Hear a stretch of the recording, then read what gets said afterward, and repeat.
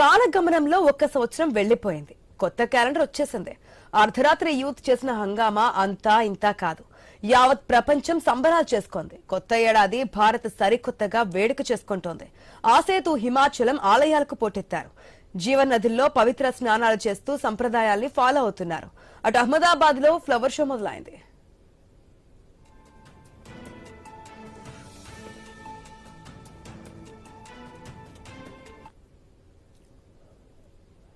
మనం స్క్రీన్ లో కూడా చూస్తున్నాం. ఏదైతే న్యూ ఇయర్ వచ్చిందంటే ఎవరికి తగ్గ విధంగా ఎవరి సాంప్రదాయం ప్రకారం వారు కొత్త సంవత్సరాన్ని స్వాగతిస్తూ ఉంటారు. మెయిన్ గా టెంపుల్స్ కు వెళ్ళడం అనేది చాలా మంది ఆనవాయితీగా పెట్టుకుని ఉంటారు.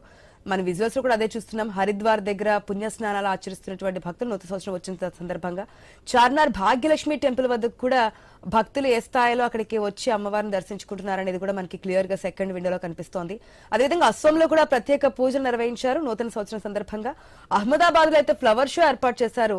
చాలా అందంగా అక్కడ ఫ్లవర్స్ తో డెకరేషన్ చేసినటువంటి సందర్భం మనకు కనిపిస్తోంది. సో న్యూ ఇయర్ కి అయితే అందరూ ఈ ప్రత్యేక పూజలతో వెల్కమ్ చెప్పినటువంటి సందర్భం మనం చూస్తున్నాం.